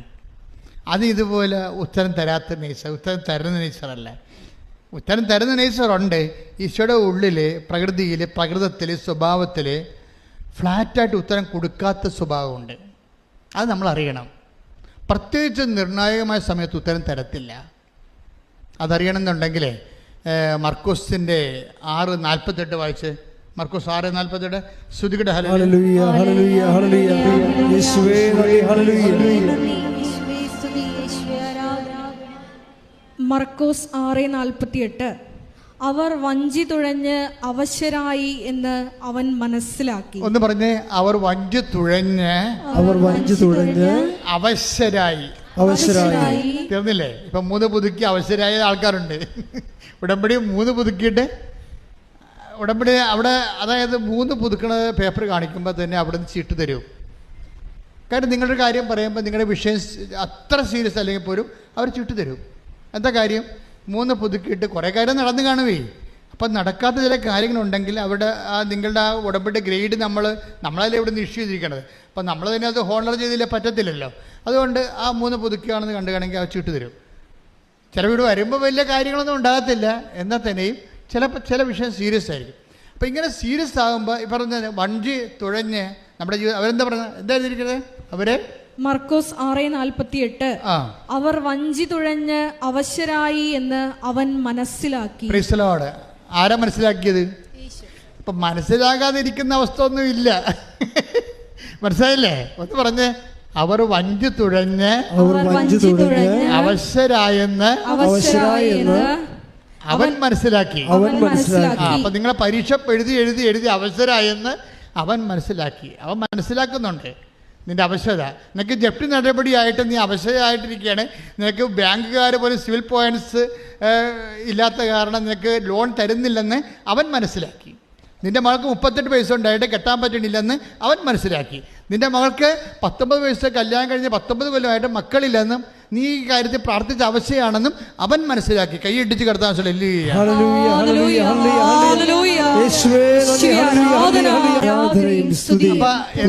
എന്താണ് അവൻ മനസ്സിലാക്കിയത്? അവർ കടലിലാണ്, നടുക്കടലിലാണ്, കരകാണാത്ത കടലിലാണ്, കരകാണാത്ത കടത്തിലാണെന്ന് പറഞ്ഞ പോലെ എന്നിട്ട് എന്ത് ചെയ്ത് അതിനെതിരെ തുഴഞ്ഞ് കയറാൻ വേണ്ടി തുഴഞ്ഞ് അവർ സ്വന്തമായിട്ട് പരിശ്രമിക്കുന്നുണ്ട്. പലതരത്തിൽ പരിശ്രമിക്കുന്നുണ്ട്. പക്ഷേ എന്താ പറ്റണത്? ഫലം എന്താണ്? അവശതയാണ്. എത്ര കഷ്ടപ്പെടുന്നുണ്ട്, പക്ഷേ അവശതയാണ് ഫലം. പക്ഷെ ആര് മനസ്സിലാക്കി? അവൻ മനസ്സിലാക്കി. നിന്റെ ജീവിതത്തിൻ്റെ തീരത്ത് നീ അണയുന്നവരെ നിന്റെ ജീവിത അവസ്ഥകളോട് നീ മല്ലിട്ടുകൊണ്ട് നീ അവശ്യാകുന്നത് മനസ്സിലാക്കുന്ന ഒരു ദൈവമാണ് നിൻ്റെത്. കൈയിടിച്ച് കർത്താവ്. അടുത്ത വചനം വായിച്ചോളൂ. കാരണം കാറ്റ് പ്രതികൂലമായിരുന്നു. Praise the lord. അവർ അവശരായിരുന്നു.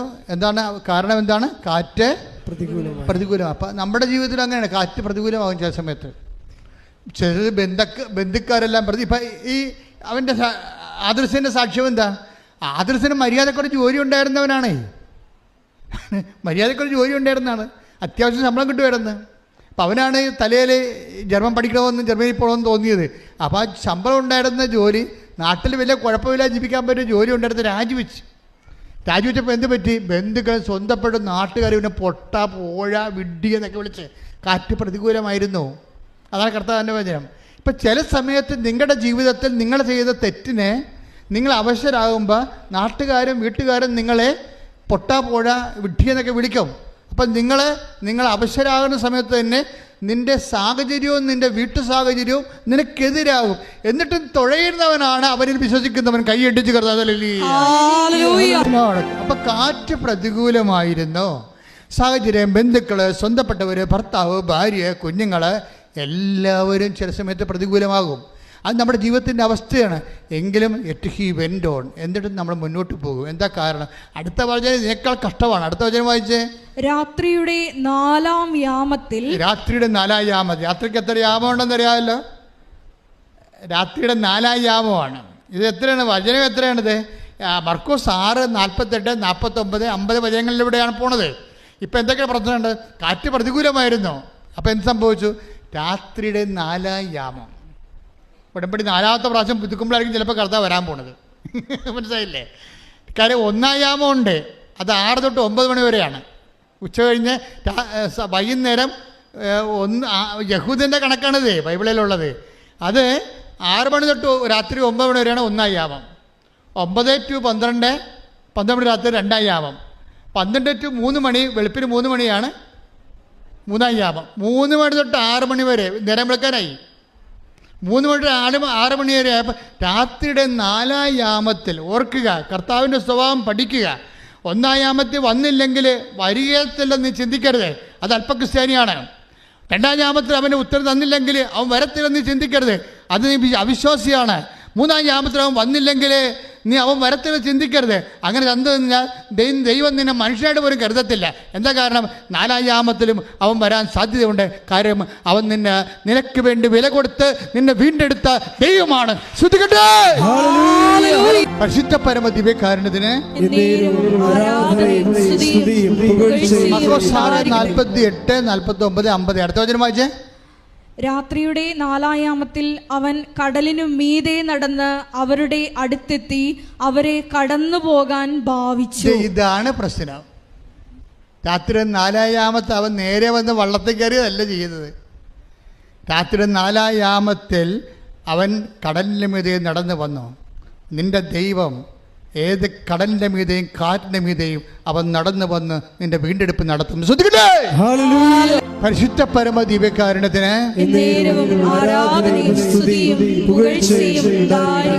ചിലർക്ക് പറ്റുന്ന അവസ്ഥ എന്താണെന്നറിയാവോ? ഈ 1-ാം യാമത്തിൽ അവരുടെ വിഷയത്തിന് മേൽ ദൈവം കടന്നു വന്നില്ലെങ്കിൽ അവർ സ്റ്റോപ്പ് ചെയ്യും. പ്രാർത്ഥനാ ജീവിതം സ്റ്റോപ്പ് ചെയ്യും, ഉടമ്പടി ജീവിതം സ്റ്റോപ്പ് ചെയ്യും. 2-ാം യാമത്തിൽ വന്നില്ലെങ്കിൽ വേറെ കുറേ ആൾക്കാർ സ്റ്റോപ്പ് ചെയ്യും. 3-ാം യാമത്തിൽ വന്നില്ലെങ്കിൽ അടുത്ത കുറേ ആൾക്കാർ സ്റ്റോപ്പ് ചെയ്യും. ഈ 4-ാം യാമക്കാരാണ് ദൈവത്തിന്റെ സ്വന്തം ആൾക്കാർ. ശ്രദ്ധിക്കട്ടെ. ഹല്ലേലൂയ.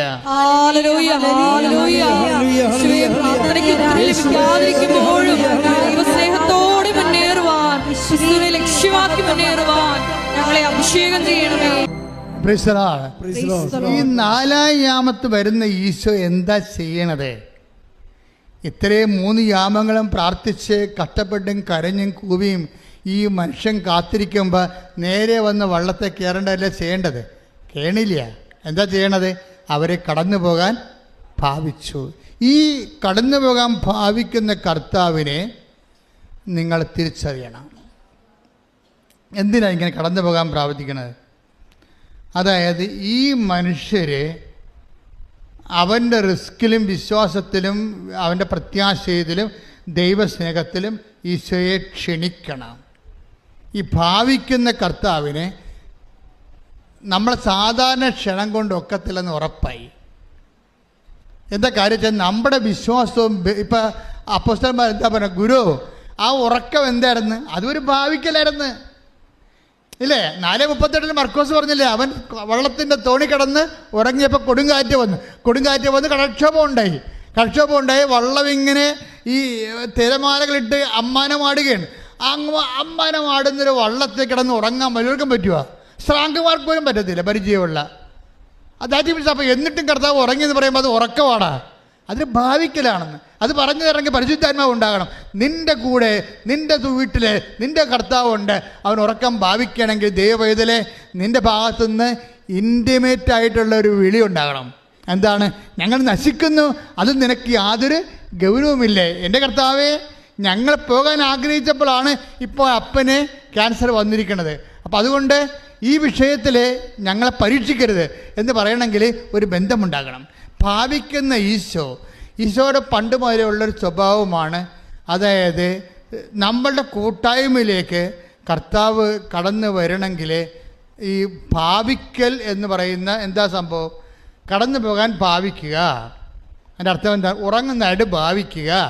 ഇങ്ങനെ വരുമ്പോൾ എന്താ സംഭവിക്കണത്? നമ്മൾക്ക് നെറ്റ് ഇഫക്റ്റിൽ പ്രാർത്ഥന കേൾക്കുന്നില്ല എന്നുള്ള ഇഫക്റ്റാണ് ഉള്ളത്. അറിയാമല്ലോ, ദൈവത്തിന് ഭാവിക്കലാണത്, നമ്മളെ പറ്റിക്കലാണ്, കളിപ്പിക്കലാണ്. പക്ഷെ നമ്മുടെ അവസ്ഥ എന്താണ്?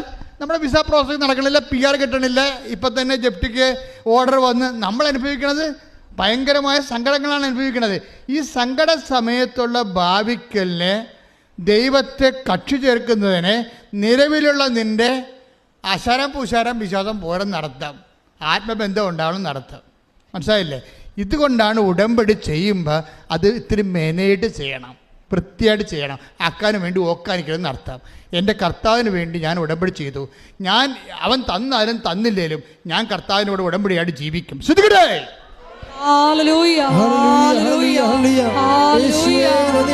അടയാളങ്ങൾ കാണാത്തപ്പോഴും വിശ്വാസം പ്രഖ്യാപിച്ചുകൊണ്ട് ജീവിക്കുക. ഈ ആരാധനയിലൂടെ ഞങ്ങളെ അഭിഷേകം ചെയ്യണമേ. ആരാധനയും സ്തുതിയും പുകഴ്ചയും. അപ്പോൾ നിങ്ങൾ എന്നോട് ചോദിക്കും, എന്ത് ചോദിക്കും? അച്ഛാ, ഇത്രയും നാൾ കഷ്ടപ്പെട്ടതും വിശ്വസിച്ചതും പ്രാർത്ഥിച്ചതും വെറുതെയായോ? ഈ പ്രാർത്ഥനയും ഉടമ്പടി ഒന്നുമില്ലാത്ത ആൾക്കാരൊക്കെ എന്നെക്കാൾ മുമ്പേ ജോലി കിട്ടിയല്ലോ, അവർ കല്യാണം കഴിച്ചല്ലോ, അവർക്കെല്ലാം പിള്ളേരായല്ലോ, എനിക്ക് മാത്രം പിള്ളേരുമില്ല, കല്യാണമില്ല, വീടുമില്ല. അപ്പോൾ ഒരു കാര്യം നിങ്ങൾ മനസ്സിലാക്കണം, ഈ ജീവിതത്തിന് വേണ്ടി മാത്രമാണ് നിങ്ങൾ യേശുക്രിസ്തുവിൽ പ്രത്യാശ അർപ്പിച്ചെങ്കിലേ സകല മനുഷ്യരെക്കാൾ നിങ്ങൾ ഹതഭാഗ്യരാണ്. ഈ ജീവിതത്തിന് വേണ്ടി മാത്രമാണെങ്കിൽ നിങ്ങൾ കുട്ടിജാതന സേവ ചെയ്താലും മതി. കുട്ടിജാതന സേവയിൽ പിന്നെ നിത്യജീവനം ഇല്ലല്ലോ. Take the bed of God. സ്തുതിക്കട്ടെ. ഹല്ലേലൂയ, ഹല്ലേലൂയ, ഹല്ലേലൂയ, ഹല്ലേലൂയ. യേശുവേ നന്ദി. ഹല്ലേലൂയ, ഹല്ലേലൂയ, ഹല്ലേലൂയ, ഹല്ലേലൂയ, ആരാധന, ആരാധന, ആരാധന, അങ്ങേക്ക് ആരാധന. കൈകൾ വീശി ചേർന്ന് ആരാധന, ആരാധന, ആരാധന, അങ്ങേക്ക് ആരാധന. ശക്തിയോട് ചേർന്ന് പാടാം. ആരാധന, ആരാധന, 15:19. ആരാധന, അങ്ങേക്ക് ആരാധന. കൊരിന്ത്യൻസ് 1 കൊരിന്തോസ് 15:19. ഈ ജീവിതത്തിന് വേണ്ടി മാത്രം, ഈ ജീവിതത്തിന് വേണ്ടി മാത്രം ക്രിസ്തുവിൽ പ്രത്യാശ വച്ചിട്ടുള്ളവരാണെങ്കിൽ, നമ്മൾ എല്ലാ മനുഷ്യരെയും കാൾ നിർഭാഗ്യരാണ്. ഇപ്പം എൻ്റെ പ്രശ്നം വെച്ച് കഴിഞ്ഞാൽ, ക്രിസ്തുവിൽ പ്രത്യാശ വെക്കുന്നവരെ ഇപ്പോൾ 1 യാമക്കാരുണ്ട്, 2 യാമക്കാരുണ്ട്, 3 യാമക്കാരുണ്ട്, 4 യാമക്കാരുണ്ട്. ആ 3 യാമത്തിലും ഭൗതിക നേട്ടം ഉണ്ടാകണില്ല. പ്രാർത്ഥന മാത്രം മിച്ചം, കഷ്ടപ്പാടും മിച്ചം, ഉറക്കമില്ലായ്മയും കഷ്ടപ്പാടും സംഘർഷവും മിച്ചം. അപ്പോൾ ഇത് എവിടെ കൊണ്ട് ദൈവം നീതിമാനാണെന്നല്ലേ നമ്മൾ പറയണത്. അപ്പോൾ പിന്നെ ഈ നമ്മൾ ഇത്രയും കഷ്ടപ്പെടാത്ത ആൾക്കാർ കാനഡയിൽ പോവുകയും കഷ്ടപ്പെട്ട നമ്മൾ കരക്ക് നിൽക്കുകയും ചെയ്യുമ്പോൾ അവസ്ഥ എന്തായിരിക്കും? അപ്പോൾ നിങ്ങൾ മനസ്സിലാക്കണം, ഈ നമ്മളുടെ ക്യാഷ് ആൻഡ് കൈൻഡായിട്ട് ഇപ്പോൾ റീഫണ്ടബിൾ അല്ലാത്ത എല്ലാ പ്രാർത്ഥനയ്ക്കും ലക്ഷ്യം ഈ ജീവിതം മാത്രമല്ല, നിത്യജീവിതം കൂടിയാണ്. കൈയടിച്ച് കർത്താവിന്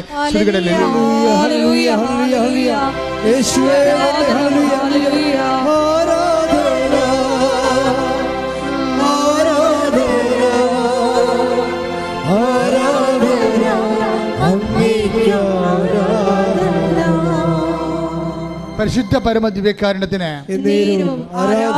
അപ്പോൾ എന്താ പ്രോബ്ലം എന്ന് വെച്ച് കഴിഞ്ഞാൽ, ഒരു spiritual life when we lead with Jesus Christ we must have A minimum prudence. അത് കർത്താവിൻ്റെ ഒരു തീരുമാനമാണ്.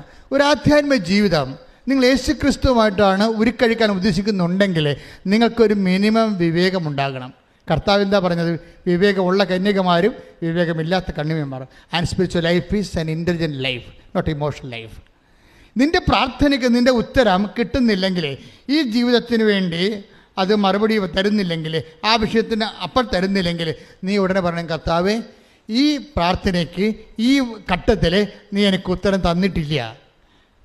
എൻ്റെ കടങ്ങൾ അങ്ങനെ നിൽക്കുന്നു, എൻ്റെ മകള് വരുമാനമില്ലാതെ ജോലി വീട്ടിൽ നിൽക്കുന്നു, അവളുടെ കല്യാണം ഒത്തുവരണില്ല, ഈ ഘട്ടത്തിൽ നീ എനിക്ക് ഉത്തരം തന്നില്ല, എനിക്ക് പരാതിയില്ല, എനിക്ക് പരിഭവമില്ല. എന്താ കാര്യം? ഞാൻ ഈ ജീവിതത്തിന് വേണ്ടി മാത്രമല്ല നിന്നെ ആശ്രയം വെച്ചിരിക്കുന്നത്. അതുകൊണ്ട് ഈ ഘട്ടത്തിൽ എൻ്റെ വേദന, എൻ്റെ പ്രാർത്ഥനയ്ക്ക്, എൻ്റെ കോസിന് വേണ്ടി, the cause V Zafar against my passions and sufferings, ഞാൻ എന്ത് ചെയ്യണം? അത് ഡെഡിക്കേറ്റ് ചെയ്യുന്നു. എന്തിനു വേണ്ടിയാണ്? എൻ്റെ നിത്യജീവന് വേണ്ടി, ക്രിസ്തുവിന് വേണ്ടി. നിങ്ങൾ കേൾക്കപ്പെടാത്ത എല്ലാ പ്രാർത്ഥനകളും, അത് കേൾക്കപ്പെടാത്തത് വരെ എന്തിനു വേണ്ടി കാഴ്ചവെക്കേണ്ടത്? ഈ ജീവിതത്തിന് വേണ്ടി മാത്രമല്ല, പിന്നെ എന്തിനാണ്? നിത്യജീവിതത്തിന് വേണ്ടി പ്രാർത്ഥിക്കുക. കർത്താവേ, സുവിശേഷത്തിന്റെ പൊരുളറിയാൻ പരിശുദ്ധാത്മാവിന്റെ വ്യാഖ്യാനം നൽകി ഞങ്ങളെ നിലനിർത്തുന്നതിന് നന്ദി പറയുന്നു. ഇന്ന് വരെ ഞാൻ ക്ലേശിക്കുന്ന പ്രാർത്ഥനയ്ക്ക് ഉത്തരം കിട്ടാത്ത ഓരോ വിഷയങ്ങളുള്ള വിശ്വാസമായി, നിന്നിലുള്ള പ്രത്യാശയായി, സർവോപരി ദൈവ സ്നേഹമായി ഞാൻ കാഴ്ചവെക്കുന്ന നിന്നോടൊത്തുള്ള എൻ്റെ നിത്യജീവിതത്തിനായി, നിന്നോടൊത്തുള്ള എൻ്റെ നിത്യജീവിതത്തിനായി ശ്രദ്ധിക്കട്ടെ.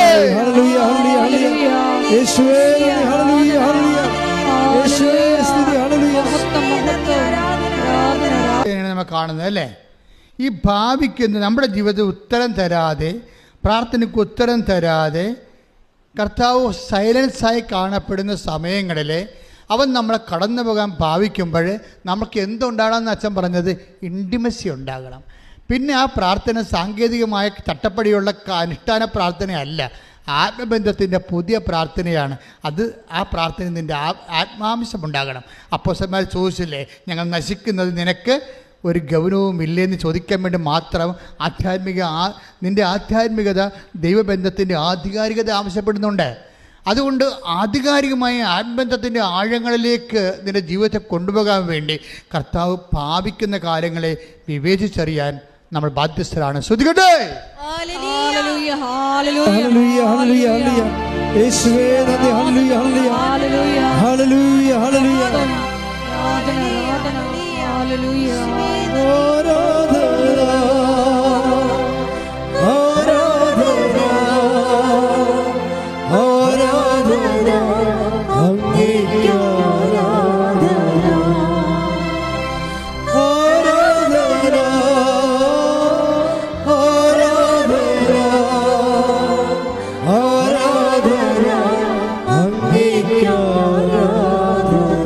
പരിശുദ്ധ പരമദിവ്യകാരുണ്യത്തിന്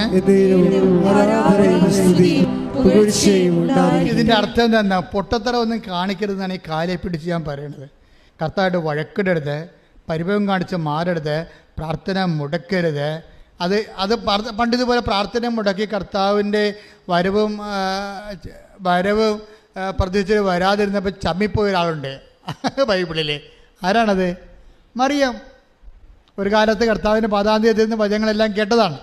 പക്ഷേ കുടുംബത്തിൽ കേട്ടത് മിച്ചം. അപ്പം ഭർത്താവ് വേലയും കൂരി ഉണ്ടായിരുന്നവൻ കുടുംബത്തിൽ അരി വാങ്ങിക്കാൻ അത്താഴം മുടക്കാതെ കൊണ്ടുവന്ന ആങ്ങളെ തന്നെ പണി മേടിച്ച് അവൻ ചത്തുപോയി.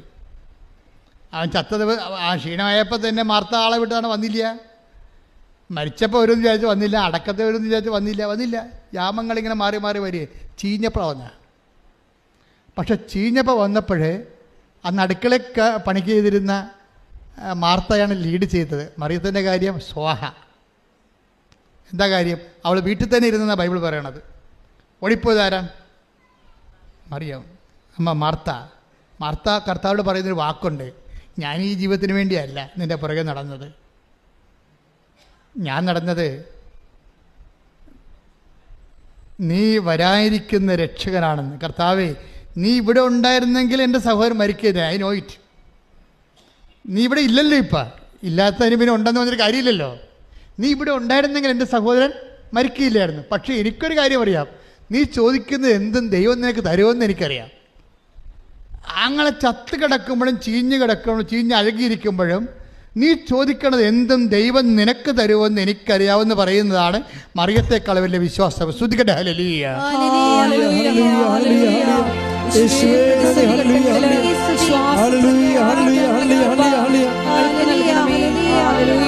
അവളോട്, ആ മാർത്തായോട് ഈശോ പറയുന്നൊരു ഉത്തരമുണ്ട്. എന്താ പറയണത്? നിന്റെ സഹോദരൻ ഉയർത്തെഴുന്നേൽക്കും. അപ്പോഴതിനും തിരിച്ച് മാർത്ത പറയുന്ന ഉത്തരവുണ്ട്. എന്താണ്? അന്തിമനാളിൽ പുനരുദ്ധാന ഘട്ടത്തിൽ, അല്ലാതെ ഈ ജീവിതത്തിലല്ല, അന്തിമനാളിൽ പുനരുദ്ധാന ഘട്ടത്തിൽ അവൻ ഉയർത്തെഴുന്നേൽക്കുമെന്ന് എനിക്കറിയാം. അപ്പോൾ ഈശോ പറയുന്ന ഉത്തരവുണ്ട്, എന്താണ്? ഞാനാണ് പുനരുത്ഥാനവും ജീവനും. എൻ്റെ ദൈവമേ, ഞാനാണ് പുനരുത്ഥാനവും ജീവനും വന്ന് എന്നോടും നിന്നോടും ഈശോ ഇന്നും പറയുമ്പോൾ ഓർക്കണം. പറയാതെ പറഞ്ഞ സമയങ്ങൾ ഈശോ നമ്മുടെ പ്രാർത്ഥനയ്ക്ക് ഉത്തരം കാണിക്കാതെ ഭാവി നടന്നു പോകുന്ന ആ ഉത്തരം നൽകാതെ നമ്മൾ ഭാവിച്ചുകൊണ്ട് കടന്നു പോകുന്ന സമയങ്ങളാണ്. എൻ്റെയും നിൻ്റെയും പ്രാർത്ഥനയ്ക്ക് ഒന്നാം യാമത്തിലും രണ്ടാം യാമത്തിലും മൂന്നാം യാമത്തിലും മറുപടി നൽകാതെ ഈശോ കടന്നു പോകുമ്പോൾ ഓർക്കുക, നീ ചിന്തിക്കേണ്ടത് നിത്യതയെക്കുറിച്ചാണെന്നും നിത്യതയോട് ചേർന്ന് നിൽക്കുന്നുവെന്ന്. മാർത്തായെ പോലെ പറയണം, കർത്താവേ, അന്തിമ നാളിൽ, ഈ നാളിലല്ലെങ്കിൽ, ഈ കാലഘട്ടത്തിലല്ലെങ്കിൽ, ഈ സമയത്തിലല്ലെങ്കിൽ, നിനക്ക് ഈ സമയം മാത്രമല്ല ഉള്ളത്. നിൻ്റെ കാലത്ത് അന്ത്യമുണ്ടാകത്തില്ല. അന്തിമ നാളിൽ പുനരുദ്ധാന ഘട്ടമുണ്ട്. അന്ന് നീ എൻ്റെ പ്രാർത്ഥനയ്ക്ക് ഉത്തരം തരുമെന്നറിയാം. ഉത്തരം തരാതെ ഇരിക്കത്തില്ലെന്ന് എനിക്കറിയാം. ഞാൻ വിശ്വസിക്കുന്നു പറയുമ്പോഴേ ഈശോ മറിച്ച് പറയുന്ന വാർത്തമാനം എന്താണ്? I am the life, I am the resurrection. ഞാനാണ് പുനരുദ്ധാനം, ഞാനാണ് ജീവനെന്ന്. അങ്ങനെ ലോകത്തിലൊരു മതസ്ഥാപകരും പറഞ്ഞിട്ടില്ല. മനുഷ്യരാശിയുടെ മുഖത്ത് നോക്കിയിട്ട് ഇന്ന് വരെ ഒരു മതസ്ഥാപകരും പറയാത്ത ഒരു വാക്കാണ് I am the life, I am the resurrection. ഞാനാണ് ജീവൻ, ഞാനാണ് പുനരുദ്ധാനമെങ്കിൽ ആ ക്രിസ്തു വിശ്വസിക്കുന്ന നിനക്ക് ഈ താൽക്കാലികമായ കാലഘട്ടത്തിൽ പ്രാർത്ഥനയ്ക്ക് ഉത്തരം ലഭിച്ചില്ലെങ്കിൽ പ്രാർത്ഥനയ്ക്ക് ഉത്തരം തരികയില്ല എന്നല്ല. ആ തരുന്നൊരു കാലത്ത് നീ കർത്താവുമായി അവൻ്റെ കൂടെ നിത്യതയിൽ പാർക്കും. കൈയടിച്ച് കർത്താവ് ശ്രദ്ധിക്കട്ടെ. ഹല്ലേലൂയ, ഹല്ലേലൂയ, ഹല്ലേലൂയ. യേശുവേ നന്ദി. ഹല്ലേലൂയ, ഹല്ലേലൂയ, ഹല്ലേലൂയ. എന്നേരവും ആരാധനയും സ്തുതിയും പുകഴ്ചയും. അപ്പോൾ നിങ്ങൾ എന്നോട് ചോദിക്കും, ഈ നാലാം യാമത്തിലാണ് കർത്താവ് വരണമെങ്കിൽ ഈ നിത്യത മാത്രമേ കിട്ടത്തുള്ളൂ എന്ന്. അല്ല, അവൻ പുഷ്പം പോലെ ലാസം ഉയർപ്പിച്ച് മാർത്തായ്ക്കും മേരകത്തിനും കൊടുക്കും. അതാണ് ഈശോ. ഈ നാലാം യാമത്തിൽ വന്നാലും എൻ്റെ ദൈവവേദന നീ ഉടമ്പടി വെച്ചിരിക്കുന്ന 6 കാര്യങ്ങളും കർത്താവ് നിനക്ക് ചെയ്തു തരും. കൈയടിച്ച് കഥടലി. ഹല്ലേലൂയ, ഹല്ലേലൂയ, ഹല്ലേലൂയ. യേശുവേ നന്ദി. ഹല്ലേലൂയ, ഹല്ലേലൂയ. പരിശുദ്ധ പരമദിവ്യകാരുണ്യത്തിന് ആരാധനയും സ്തുതിയും പുകഴ്ചയും ഉണ്ടാകട്ടെ. എന്നിലൂടെ കർത്താവ് ഇത്രേ പറഞ്ഞിട്ടുള്ളൂ. കർത്താവിൻ്റെ ഒരു ഹിഡൻ ആയിട്ടുള്ള ഒരു ബിഹേവിയറാണ് എങ്ങനെ കടന്നു പോകാൻ ഭാവിക്കണത്. നമുക്ക് വേണമെങ്കിൽ 24 വായിക്കാം. 24 വായിച്ചോളൂ. ലൂക്ക 24:28. ശ്രുതികട്ടെ. ഹല്ലേലൂയ, ഹല്ലേലൂയ, ഹല്ലേലൂയ, ഹല്ലേലൂയ, ഹല്ലേലൂയ. യേശുവേ നന്ദി. ഹല്ലേലൂയ, ഹല്ലേലൂയ, ഹല്ലേലൂയ. ലൂക്ക 24:28. ലൂക്ക 24:28. അവർ എത്തേണ്ടിയിരുന്ന ഗ്രാമത്തോടടുത്ത്. എമ്മാവസിലേക്ക് പോകണ ശിഷ്യന്മാരെ കുറിച്ച് പറയണം കേട്ടോ. കർത്താവ് മരിച്ചു കഴിഞ്ഞു. കൂടെ ഉണ്ടായിരുന്ന മർക്കോസ് വരെ തുണിയില്ലാതെ ഓടിക്കളഞ്ഞു. പത്രോസ് കൈ കഴുകി, പീലാത്തോസ് കൈ കഴുകി. പത്രോസ് കർത്താവിനെ തള്ളിപ്പറഞ്ഞു. അപ്പോസ്തലന്മാരൊക്കെ സ്ഥലം വിട്ടു. ആരുമില്ലാണ്ടായി.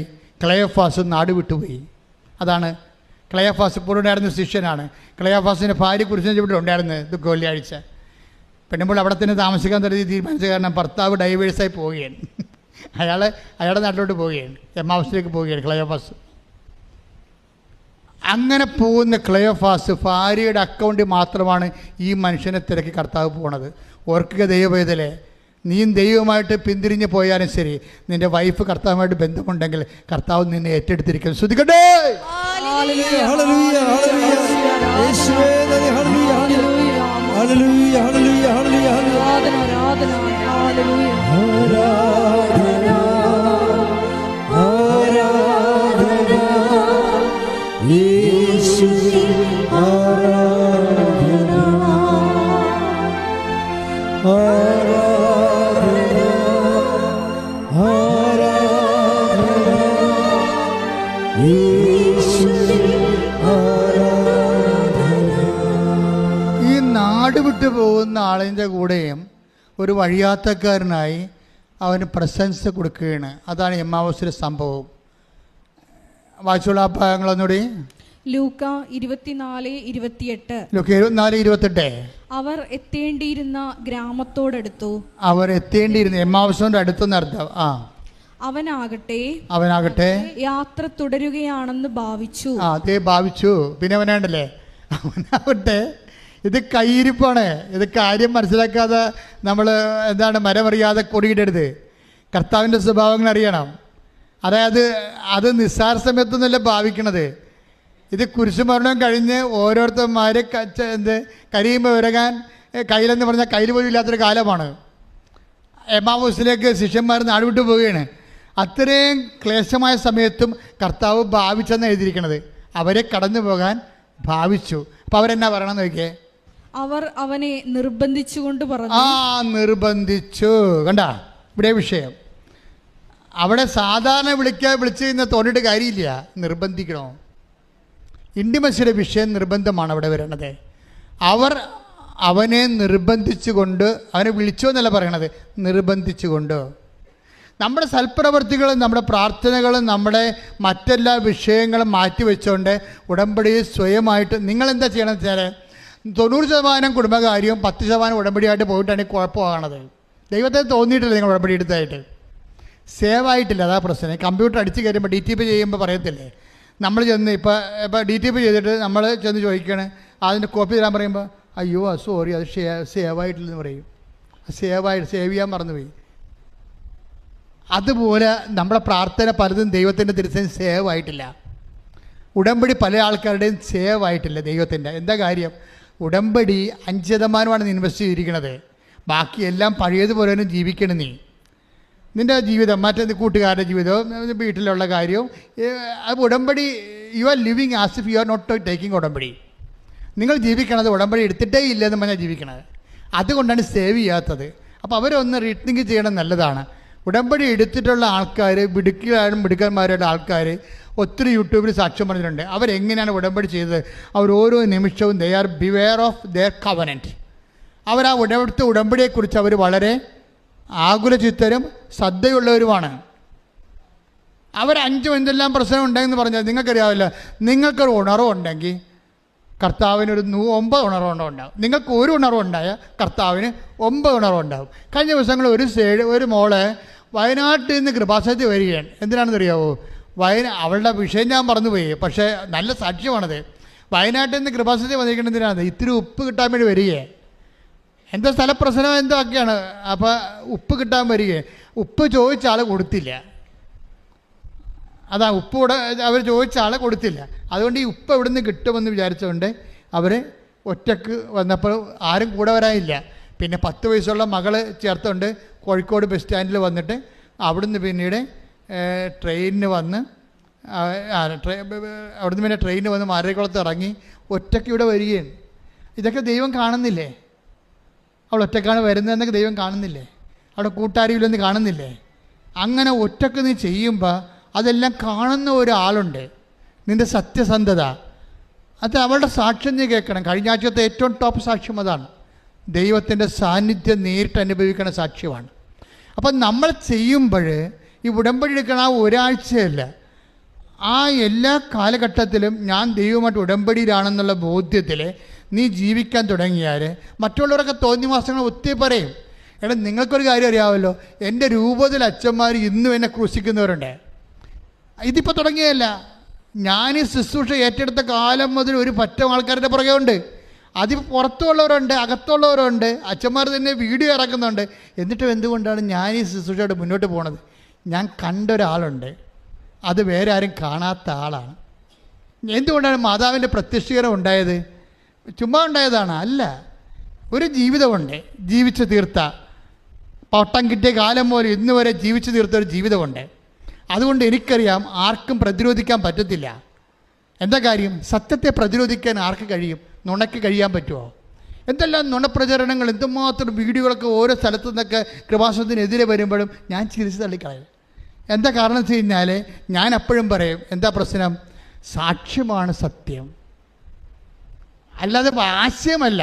The inevitable defeat of the ideal by the real എന്ന് വെച്ചാൽ അർത്ഥം എന്താ? ഞാൻ എൻ്റെ മനസ്സിൽ കൊടുക്കുന്ന ജീവിതത്തിൻ്റെ തത്വമാണ്. എന്താണ്? Inevitable defeat of the ideal. എപ്പോഴായാലും അനിവാര്യമായിട്ട് ആശയങ്ങൾ തോൽക്കപ്പെടുകയും എന്തു ചെയ്യും? By the real. യാഥാർത്ഥ്യങ്ങൾ ആശയങ്ങളെ തോൽപ്പിക്കും. യാഥാർത്ഥ്യം എന്താണ്? യേശുക്രിസ്തു ഇന്നും ജീവിക്കുന്നു എന്നുള്ള യാഥാർത്ഥ്യം. തെളിവെന്താണ്?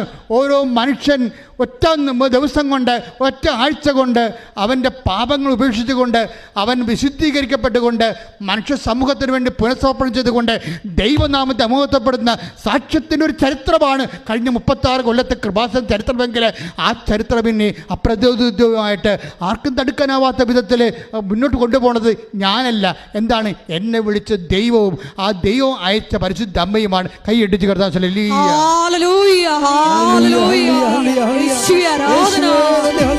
നാളിതുവരെ ഞങ്ങളെ കൈപിടിച്ച് നടത്തിയതിന്, കൂടി നിന്നതിന് നന്ദി പറയുന്നു. ഹല്ലേലൂയ.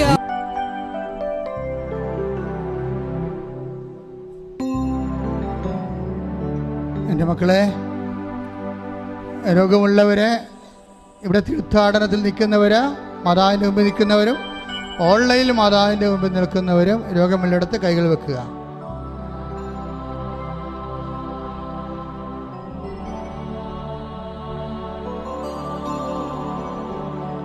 അച്ഛൻ കൈവർത്തി യേശുനാമത്തിൽ പ്രാർത്ഥിക്കുമ്പോൾ അപ്പാ ഈശോയെ നാമത്തെ മഹത്വപ്പെടുത്തുകയും അമ്മ മധ്യസ്ഥം വഹിക്കുകയും വിശുദ്ധ രക്തസാക്ഷികളെ അതിനെ സന്ധിക്കുകയും ചെയ്യുന്ന സ്വർഗീയ നിമിഷങ്ങളിലേക്കാണ് നമ്മൾ പോകുന്നത്. അച്ഛൻ പ്രാർത്ഥിക്കുമ്പോഴൊക്കെ മക്കൾ സ്തുതിച്ചുകൊണ്ടിരിക്കട്ടെ സന്തോഷത്തോടെ. ഇപ്പോഴും അടിപ്പണ്ട പോലെ വൈദാഘാതം പോലെ ദൈവിക ശക്തി നിങ്ങളൊക്കെ ആവശ്യിക്കുന്ന സമയമാണ്. കർത്താവേ, നിൻ്റെ വിശുദ്ധ പൗരോഹിത്യത്തെ മഹത്വപ്പെടുത്തണമേ കർത്താവേ. കർത്താവേ, സഭയിലുള്ള സാന്നിധ്യം പ്രകടമാക്കണമേ കർത്താവേ. 36 വർഷം അർപ്പിച്ച കുർബാനയുടെ യോഗ്യതയാൽ കൃപാസ്ഥാനത്താരയിൽ ജീവനോടെ പ്രത്യക്ഷപ്പെട്ട പരിശുദ്ധ അമ്മയുടെ മാധ്യസ്ഥത്തിൽ ഉച്ച മുതൽ ഉള്ളംകാലം വരെ ഓരോ കോശങ്ങളിലെ, ഓരോ ക്ലേശങ്ങളിലെ, ഓരോ സന്ധിബന്ധങ്ങളിലെ, മാംസപേശികളിലെ, രക്തഞരമ്പുകളിലെ, ശരീരകോശങ്ങളിലെ, രക്തധമനികളിലെ, യേശു ആന്തരിക അവയവങ്ങളിലെ യേശുവിന്റെ ഉന്നതമായ നാമത്തിലെ മാർഗരോഗങ്ങളെ മാറിപ്പോകട്ടെ.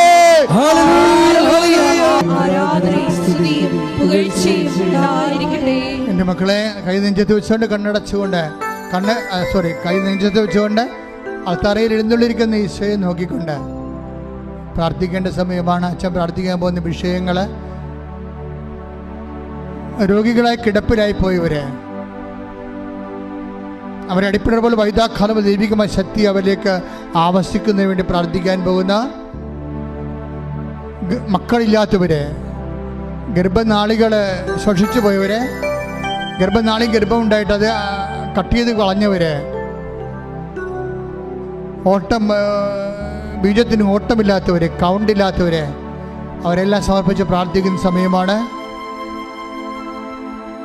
വിഷജന്തുക്കളെ കുത്തുകയോ ഒക്കെ ചെയ്തതിൻ്റെ പേരിൽ, രക്തത്തിൽ വിഷം കയറിയതിൻ്റെ പേരിൽ രോഗങ്ങൾ വിട്ടുമാറാത്തവര്, കർത്താവിൻ്റെ വിശുദ്ധമായ രക്തം അവരുടെ ശരീരത്തിലേക്ക് പ്രവഹിക്കുന്നതിന് വേണ്ടി പ്രാർത്ഥിക്കുന്ന സമയമാണ്.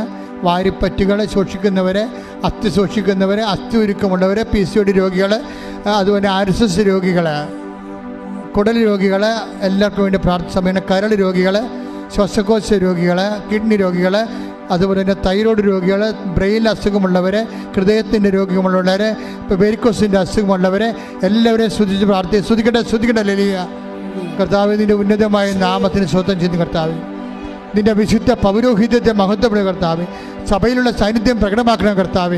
അമ്മയെ പരിശുദ്ധമ്മ ദേവമാതാവേ, എല്ലാ മക്കൾക്ക് വേണ്ടി മധ്യസ്ഥം പ്രാർത്ഥിക്കണമേ. എൻ്റെ കർത്താവിൻ്റെ ഉന്നതമായ നാമത്തിൽ, സഭയുടെ അധികാരത്തിൽ, കുരിശിൻ്റെ അടയാളത്തിൽ, ദൈവശക്തിയാൽ മാരകരോഗങ്ങൾ, തീരാവ്യാധികൾ യേശുവിൻ്റെ നാമത്തിൽ മാറിപ്പോകട്ടെ.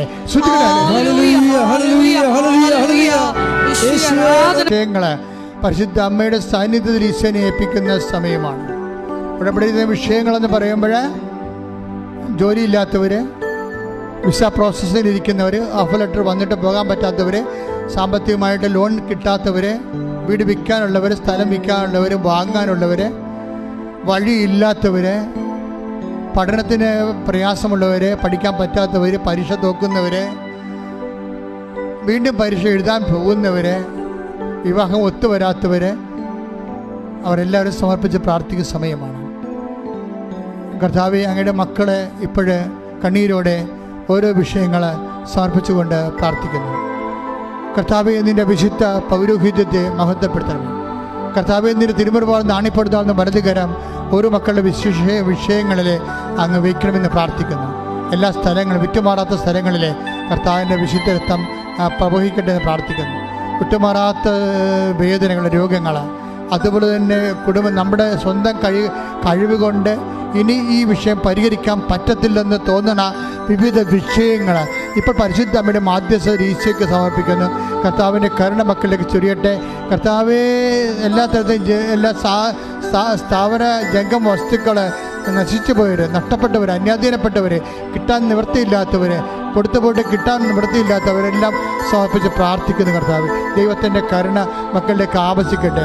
ജയിലിൽ പെട്ടുപോയവർ, കർത്താവ് അന്യരാജ്യങ്ങളിൽ പെട്ടുപോയവർ, കർത്താവ് മറ്റു രാജ്യങ്ങൾക്ക് വിസയും എടുത്തിട്ട് പോകാൻ പറ്റാത്തവർ, അതിന് പ്രോസസ്സ് നടക്കാത്തവർ, അതുകൊണ്ട് ബ്ലോക്ക് വന്നു പോയവർ, കർത്താവ് പല രാജ്യങ്ങളിൽ ഇന്ത്യക്കാർക്ക് പോകാൻ പറ്റാത്ത അവസ്ഥയിൽ നയതന്ത്രപരമായിട്ടുള്ള വിഷമങ്ങളുള്ള വിഷയങ്ങൾ അതെല്ലാം കർത്താവ് ഏറ്റെടുക്കുകയും രാജ്യങ്ങൾ തമ്മിൽ ധാരണയായിരിക്കാൻ, കർത്താവ് അതേവഴി യുദ്ധങ്ങൾ വരെ അവസാനിക്കാൻ പരിശുദ്ധ ദേവമാതാവിന്റെ മാധ്യസ്ഥത്തിൽ ദൈവത്തിൻ്റെ കരുണ ചൊരിയട്ടെ.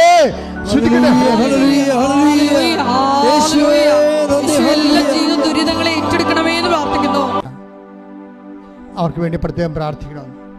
നിങ്ങളിപ്പോൾ തന്നെ അച്ഛൻ്റെ വിഷയം പറഞ്ഞിരുന്നെങ്കിൽ എന്ന് ആഗ്രഹിച്ചവരെ ഇപ്പോൾ ആ വിഷയം നേരിട്ട് ഈ ദിവ്യകാരുണ്യ തിരുസേനയിൽ സമർപ്പിക്കുക.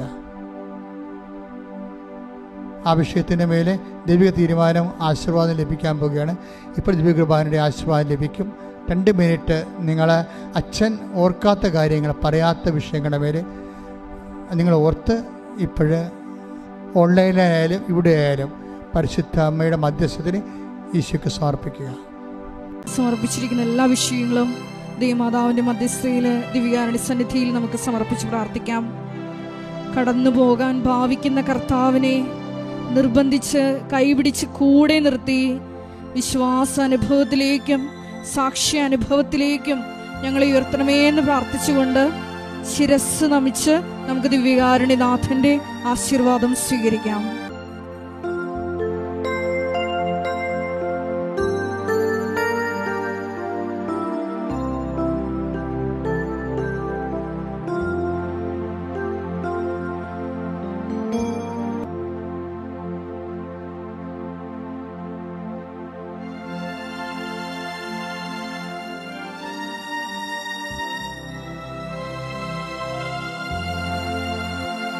പരിശുദ്ധ പരമമാ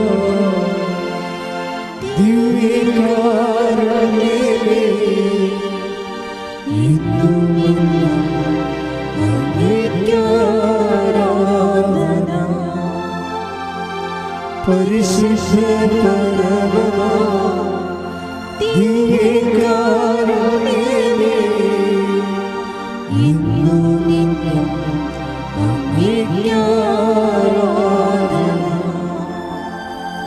പരിശുദ്ധ